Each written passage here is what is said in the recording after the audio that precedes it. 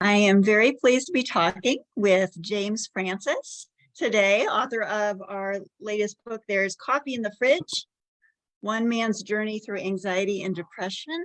Good to see you, Jim. Good to see you, Liz. Thanks for having me. Appreciate it.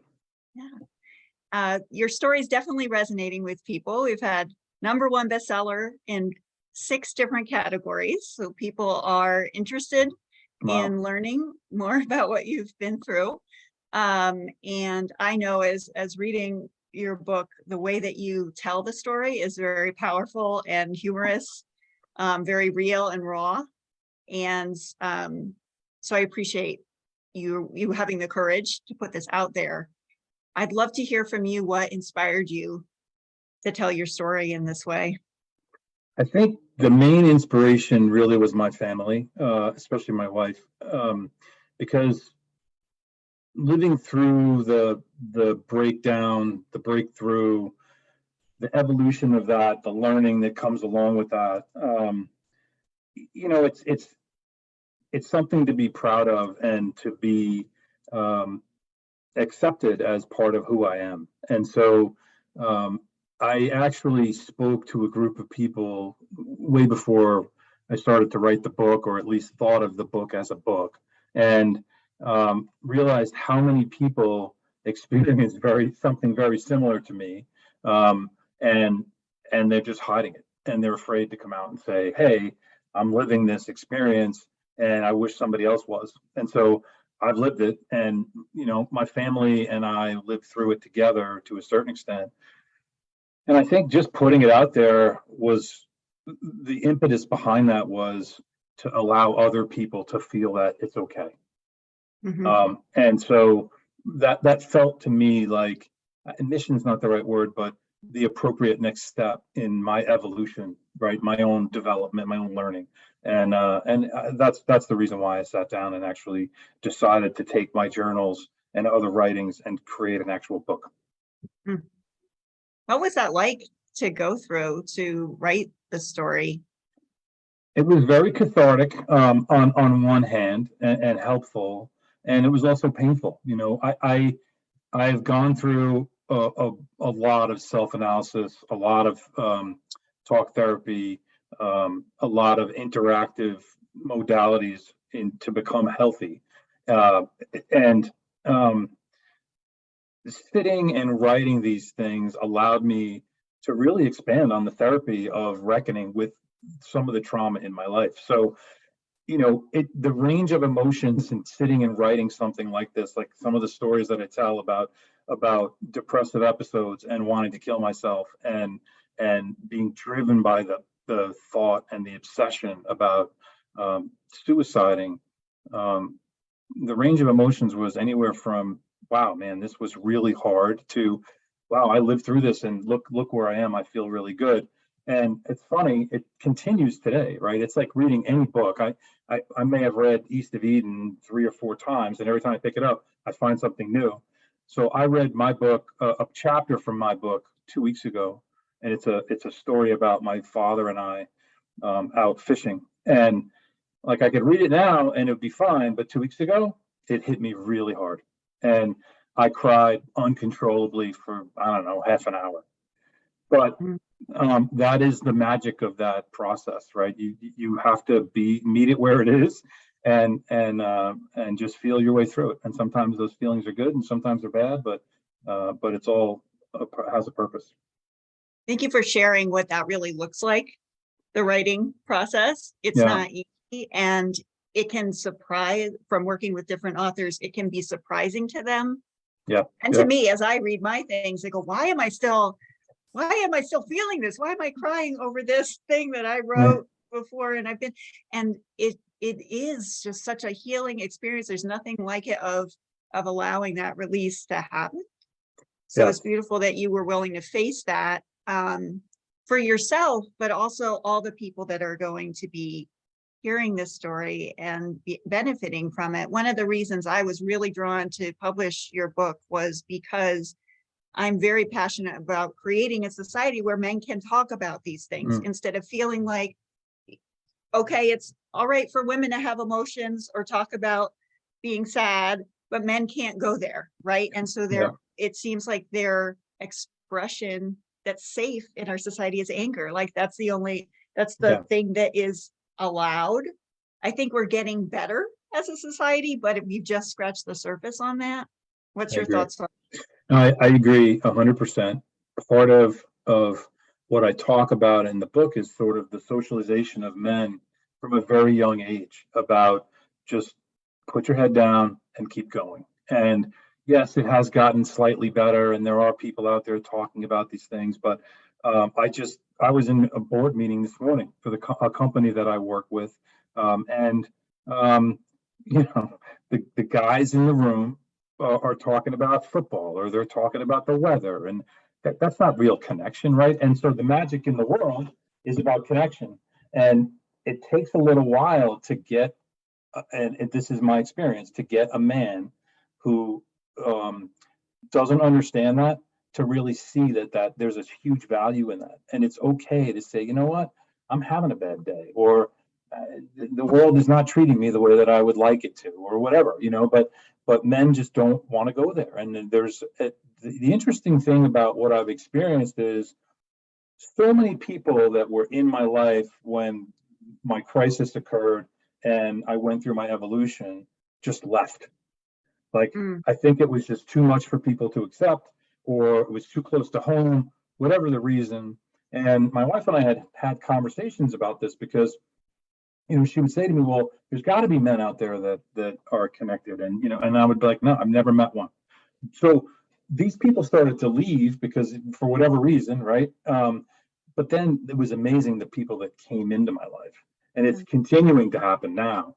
And having the book hit the market this week, I have gotten more phone calls and emails from people who I haven't seen in 20 years, who mm. say, I can't believe this, that you were going through this, number one, but I've been through this. My husband went through this, my cousin, whatever. And so that to me tells me that it's time, and it's a much needed conversation. Yes. And I think too, I think it's important to talk about that you can be like, you are a successful man. You can look at your life and go, have it, he has it all. And it doesn't mean that you don't experience these types of things. Yes. In fact, from my read of your book, it's like you had to keep it shut down for Yeah. a long time in order to be able to be in that space Mhm. and to kind of juggle those things. So that's a dance too that I think is important for people to know and to learn from. Yeah, absolutely. And that it really becomes part of your consciousness. And when it does become part of your consciousness, it's so obvious how empty in some interactions are, and some Mm, people are. And it's not a judgment, but it just is very interesting to watch, and it makes me sad, because the connection. So I believe that we're here to connect, right? We're here to understand each other. We're here to have really valued interactions. And when I don't have a valued interaction with someone because they're shut down, I walk away feeling almost empty, unfulfilled. And mhm. I wish that I had that moment back where I could say, hey, talk to me about life. But I'm not suggesting you walk around trying to do this with everybody. But when you do make that connection, it is the coolest thing ever, So And so you had an excerpt from the book that you wanted to share. mhm. Want to go into that now? Sure, I can read a quick page or a shorter page in the book just to sort of set the stage. This is in the middle of the book, and it really is the first depressive episode that I experienced in my life where I was actually suicidal and thinking about suicide, and I was 12 years old. And so the story, as it's happening, is a day that I basically cut out of school in sixth grade and disappeared into my backyard and was with my thoughts, Mm, alone as a 12-year-old kid, not really understanding the world. So um, I'll read this. It's chapter 10, and it's entitled "The Suicide Cycle Begins." On that day, on the sun-filled deck of an old abandoned boat covered with leaves, I thought about killing myself for the first time. Why not? I had heard about people that had done it, and it seemed to be a great solution to feeling really down. Depression is real. as real as cancer, hepatitis, asthma, HIV, and any other dread disease that we experience in this existence. The problem with depression is that it is a disease that is not seen. In most cases, there are no physical characteristics to depression. If somebody who you are close with is suffering from a bout of depression, you would probably see the physical changes that go along with the poor sleeping habits, undereating, overeating, jittery behavior. But if you weren't close with me, you would have no idea that I was suffering the deepest of dis-ease. In addition, the ignorance that exists around mental illness is akin to the ignorance that my sister faced as she went through her life with Down syndrome. People see depression and other mental illness as a weakness, especially in men. So most people are afraid to admit that they need help, and they do not seek treatment. They just drag themselves around from minute to minute and from day to day, trying their best to put on a happy face and get through the effing day without killing themselves. I experienced several bouts of depression through my teens, and at times I was very close to taking my life. And then one time I pulled my car into the garage and closed the door while the engine was running. All I had to do was stay there and go to sleep. I don't know what persuaded me to yank the heavy wooden door open after about 10 minutes. And I was so pissed at myself that I had chickened out and regretted it for years. You got me crying, Jim. I'm crying. You know what? That's a good thing. I want people to read this and laugh and cry. And I know you've read this many times, probably more times than you would have liked. It is at times funny, and it is something that we need to talk about. And I understand it's an uncomfortable topic, which is why I bring humor to it.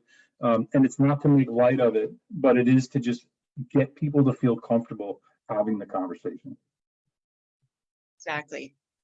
Is there anything else that you want to share with our listeners today?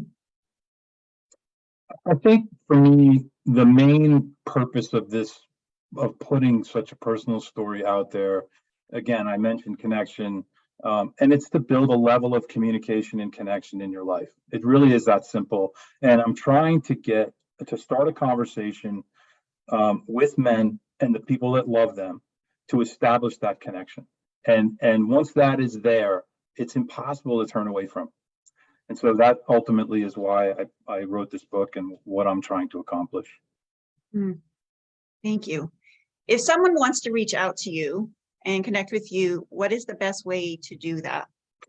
So the website is there'scoffeeinthefridge.com, where we have an Instagram page, same thing, there's coffee in the fridge. There's a TikTok page, although I haven't been on that. I think TikTok is being used by younger folks than I am. That's the best way to do it. But the website, you can go there. There's a link to buy the book. There will be other information. There'll be a newsletter and some other stuff that we will start to populate.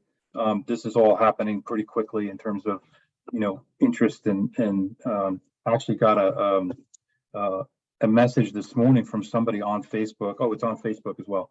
So there's Coffee in the Fridge, has a Facebook page. I got an inbox today from someone who runs a mental health for men podcast, and he wants me to come and sit in on that. So those are the best ways to get in touch.